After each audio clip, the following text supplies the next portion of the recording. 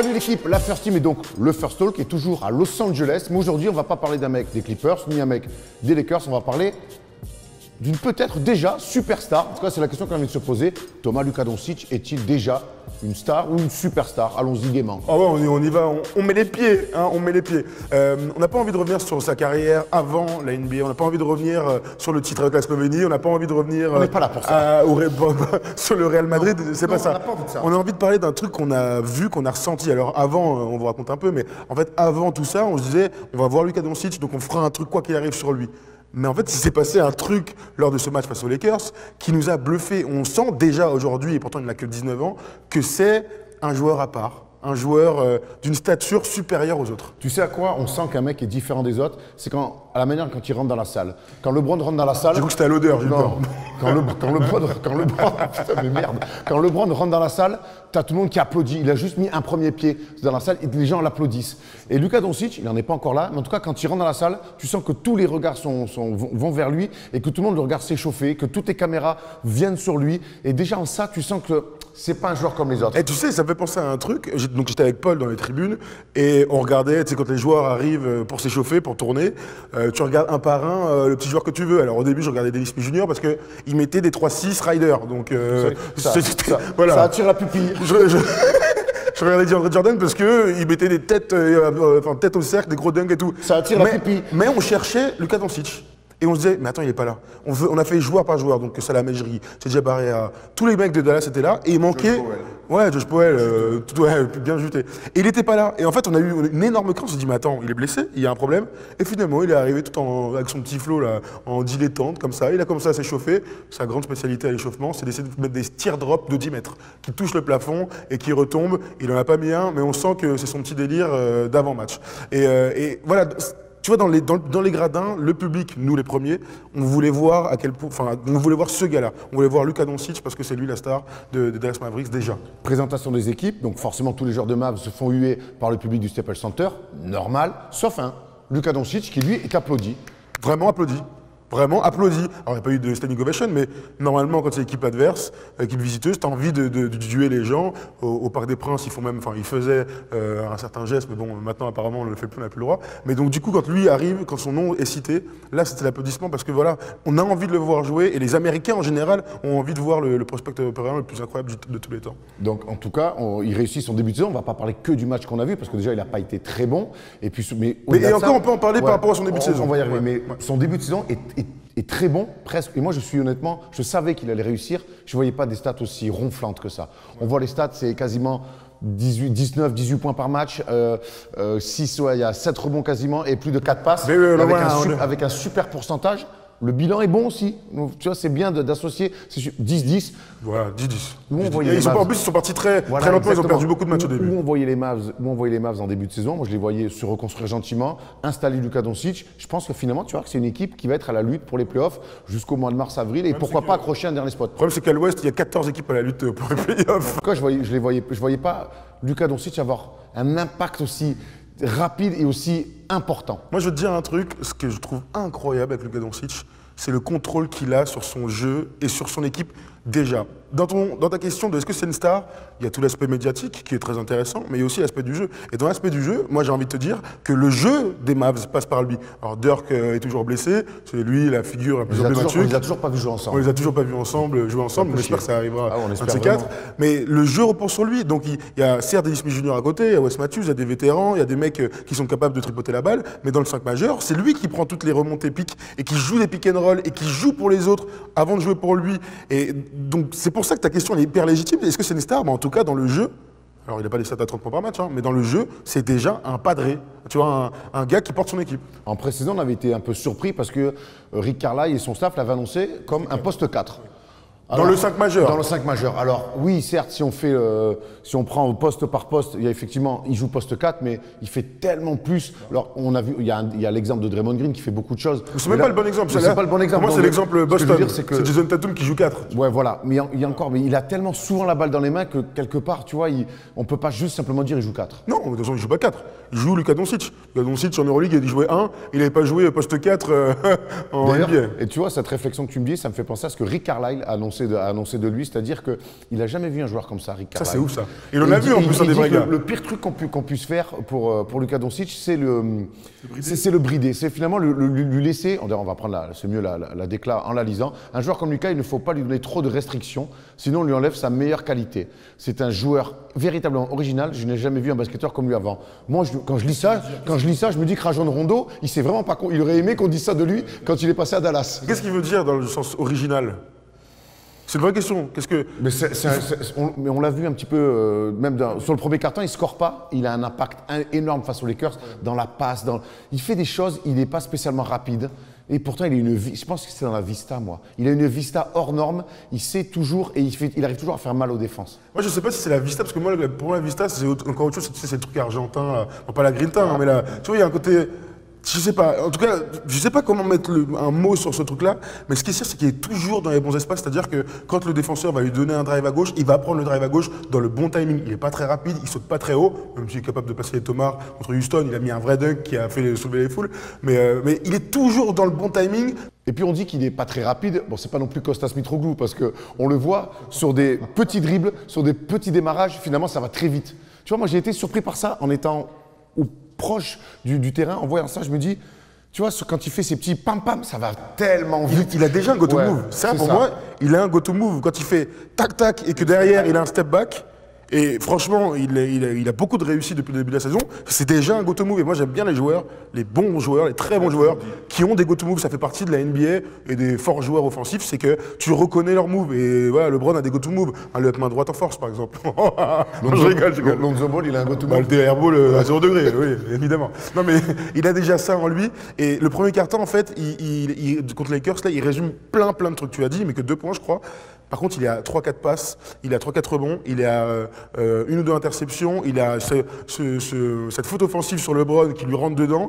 Et en fait, d'ailleurs, on s'envoyait 2 contres sur LeBron et on s'envoyait des textos. Et je te disais, j'ai l'impression, sur un carton, alors attention, on va me tomber dessus et tout, mais j'ai l'impression que c'était lui le vétéran et LeBron le jeune. Non, derrière, LeBron s'est clairement remis à l'endroit. Ça a duré 12 minutes. Hein. Mais putain, il était tout le temps dans les bons espaces, il était tout le temps dans les bons timings. Il sentait, à chaque fois qu'il touchait la balle, il se passait un truc. Il y avait un tir ouvert pour Wes Matthews, pour Dennis Smith Jr., un alley-oop pour Dele Jordan. Bref, moi j'ai été bluffé par sa science du jeu, par sa maîtrise et le contrôle qu'il a sur son corps et sur l'équipe.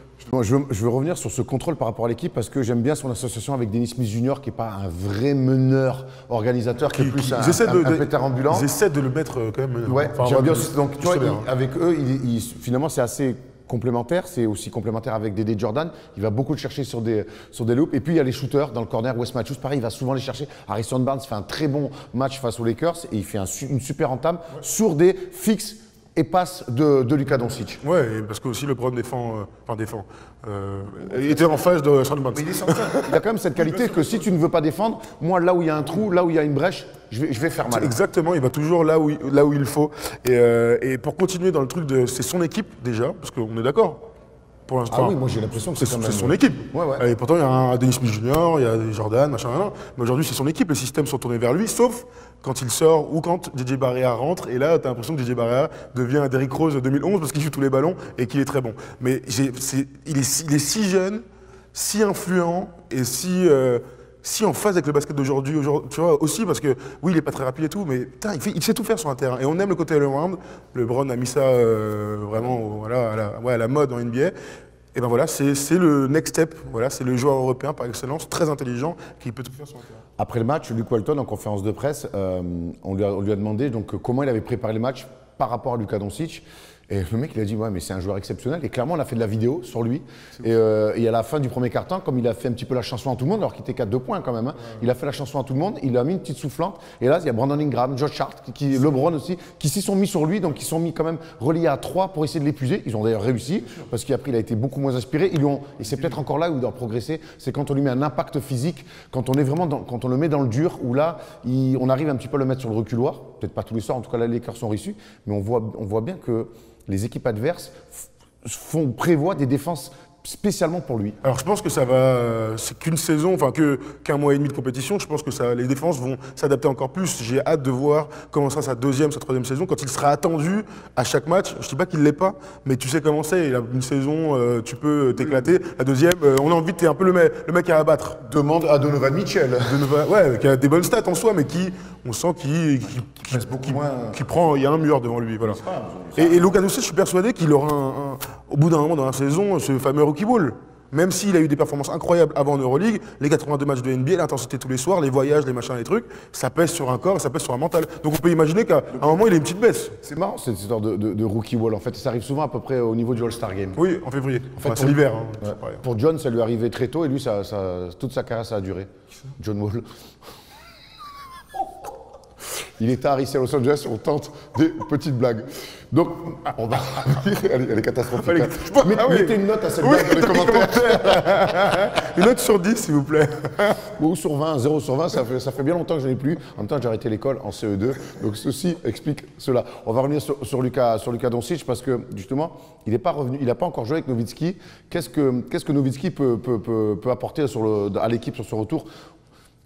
Il paraît, là, même quand on le voit marcher, il paraît même en civil, il marche, on a l'impression qu'il est vieux, flingué. Il est vieux. Le truc, c'est qu'il va apporter de l'adresse. Wow. Mais le truc, c'est que l'équipe marche plutôt bien, tu l'as dit, ils sont à 10-10. Les rotations sont trouvées, les Josh Powell, les Jordan. Il va jouer. Alors, il jouera 15-20 minutes parce qu'il est vieux maintenant, mais il leur apporte de l'expérience, il leur apportera surtout du clutch en fin de match. Parce que c'est ça qu'on attend de ces très anciens forts joueurs offensifs. Le pick and roll juste à 2 quarts de terrain. Doncic pour Nowitzki sur le pop. Le passe, le buzzer beater qui va bien. J'espère qu'on le verra. Moi j'en connais un, s'il voit ça, va falloir que. Qui ça? Steph Brun. S'il voit pick and roll Doncic, Nowitzki, le pop pour Nowitzki, là on va sortir les poivrières. Et puis, les 3 Steph, on t'embrasse, bien sûr. Dites-nous, vous, dans les commentaires, si vous pensez que Luka Doncic est déjà une star, une superstar, ou si pour vous, vous avez encore un peu de mal à y croire, pourquoi pas. Qu'est-ce que t'en dis, toi, Erwan? Moi je pense que j'ai déjà une superstar. J'ai déjà une superstar et ça dépasse le cadre. C'est pas qu'une histoire de stats. J'ai vu les attentes. On est à Los Angeles, c'est un public de connaisseurs. Ça fait maintenant, on a la chance, ça fait 3 fois en un an qu'on vient ici. Et c'est un public vraiment de connaisseurs qui sait reconnaître, qui a ses ennemis, mais qui sait reconnaître les grands joueurs. Et même, on l'a vu face au match des Lakers, quand des mecs sont forts en face, ils applaudissent. Et là, Luka Doncic, il est accueilli comme une méga star déjà. Et il n'a pas des stats de méga star, il va le devenir, mais déjà pour même médiatiquement, et ça compte énormément, surtout aux États-Unis. Quand tu es une méga star, ça compte aussi médiatiquement. Il est traité comme tel aujourd'hui. Oui, le public l'adore. Voilà, et le public a envie de le voir à l'œuvre. Donc quand on pose cette question, ça dépasse simple. Oui, il n'est pas à 30 points par match. On est d'accord. Mais d'ailleurs, il n'est pas à 30 points par match, mais il a fait quelques cartons cette saison. Et Paulo nous a préparé un super tableau. Il y avait le match donc, face. On n'a pas mis sur Houston, même si dans l'impression visuelle, c'était assez énorme ce qu'il a fait sur la première mi-temps. Mais on voit 31 points dans une défaite face aux Spurs. Face aux Warriors, rien que ça, 24 points, 9 rebonds avec un bon pourcentage, 4 passes décisives. Et face aux Timberwolves, 26 points, 6 rebonds. Et avec chaque fois 2 victoires, donc contre Golden State et Minnesota, et contre les Spurs, une défaite. Mais on voit que déjà, il est capable dans les grands rendez-vous aussi de sortir des gros matchs au niveau des stats. Oui, carrément, mais de toute manière, il a ça en lui, il est juste MVP du Final Four de l'Euroleague. Bon, j'imagine que dans les grands moments, il est capable de. Ouais, mais la NBA, c'est autre chose. En plus, c'est un basket qui est très. C'est peut-être on l'a dit tout à l'heure, il n'aime pas quand on lui rentre dedans. La NBA, c'est un basket, on te rentre dedans. Ouais, mais il y a énormément d'espace aujourd'hui en NBA et il y a beaucoup d'avantages pour les attaquants. C'est un attaquant. Donc il a l'avantage sur ses défenseurs. Même s'ils sont très physiques, il a l'avantage parce qu'il sent ça. Moi, je dirais pas que c'est une star aujourd'hui pour répondre à la question. Je pense qu'aujourd'hui, c'est un peu l'attraction, tu vois, le truc, c'est un Européen, c'est un au choix de draft, il est à Dallas et tout. Donc les gens ont envie d'aller le voir un peu comme une bête de foire pour l'instant. Curiosité, voilà, il y a de la curiosité. Pour l'instant, c'est de la curiosité. En attendant, peut-être qu'à terme, ce sera une star ou une superstar. Après, s'ils vont en play-off, parce que là, ils sont quand même à 7 victoires. Bon, avant la défaite des Lakers, ils étaient à 7 victoires pour une défaite contre Memphis. Donc voilà, on rappelle ça encore une fois. Mais s'ils continuent à enchaîner les bonnes performances, à faire des stats, à continuer à faire des highlights incroyables, tu parles du match de Houston, tes jeux dans les 2 premiers tirs là, dans le corner, wow, incroyable. Le dunk et le tir milieu de terrain. Incroyable, et c'est comme ça aussi qu'on s'impose en NBA. Il deviendra plus qu'une curiosité, ça deviendra une star. Et pourquoi pas l'All-Star Game? Ah, c'est ça ta question? Non, c'était pas celle-là, mais clairement, moi, pourquoi pas gratter une place au All-Star Game? Je serais même pas surpris. Honnêtement, c'est quand même, ça reste un rookie. Pourquoi pas gratter une petite place au All-Star Game? Et ma dernière question, c'est est-ce qu'il a déjà tué la course au rookie de l'année? Oui, dites-nous dans les commentaires pour vous s'il a tué la course au rookie de l'année. Oui, Son concurrent aujourd'hui c'est le principal- meilleur rookie, c'est le meilleur rookie. Son concurrent principal, c'est Eaton, qui quand même a du mal à s'installer. On l'a Jaren vu, Jackson hein. Jr. est très bon, il a mis 36 très bon. hier. Oui, aujourd'hui c'est le meilleur, c'est le meilleur rookie, c'est le meilleur rookie de loin. Donc oui, pour l'instant, il est meilleur rookie de l'année.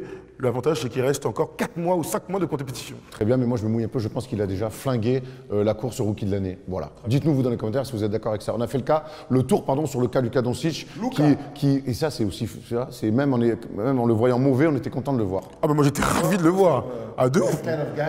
Mais oui, tu sais, il y avait LeBron en face et il y avait lui, hein. Tout le monde ne regarde que ces deux mecs-là. Donc ouais, Luka est médiatiquement une attraction extraordinaire. Et il a déjà une chanson, tu la connais? My name is Luka. Mais je connais pas cette chanson-là. Ça fait 2 jours que tu chantes ça, je sais pas ce que c'est, gros. Parce que t'es trop jeune, c'est pas la peine de me cracher dessus d'ailleurs. Allez l'équipe, bien sûr on lira vos commentaires, n'hésitez pas à donner votre avis sur le cas Luka Doncic, on se retrouve encore Dans 2 jours. Dans 2 jours. Et normalement, alors on va parler des Lakers, Luke Walton, parce qu'on a vu des choses, est-ce que c'est une équipe coachée les Lakers? Et a priori, comme on va revoir les Suns de Eli Okobo, avec qui on va faire une petite interview, il y aura aussi une vidéo sur DeAndre Ayton, comme ça on aura fait le tour des 2 plus gros prospects de cette cuvée de rookies. On a plein de choses à dire sur le grand pivot de Phoenix. Surtout on doit voir normalement Eli Okobo dans les vestiaires en interview, on croise les doigts, normalement tout est déjà booké. Et qui sort, en tout cas au Staples Center, de son meilleur match en carrière. On va voir un match tranquille, le Clippers Suns, et puis là, Eli Okobo sort son meilleur match en carrière, 19 points, des filoches, Polo, je te jure. Il se levait, il faisait allez, Eli. J'avais un peu honte, mais j'hésitais entre la honte et c'était lourd. Même pour Fabrice Furez au parc, il a jamais fait ça. Polo, c'est dire l'impact d'Eli Okobo sur la NBA. Eli Okobo est-il déjà une superstar NBA? Évidemment, on ne répondra pas à cette question aujourd'hui. On se retrouve très vite pour notre vidéo. On vous embrasse la famille. Et nous, on va aller voir un petit peu ce qui se passe le soir à Los Angeles. En général, il se passe pas mal de choses. Ciao la famille.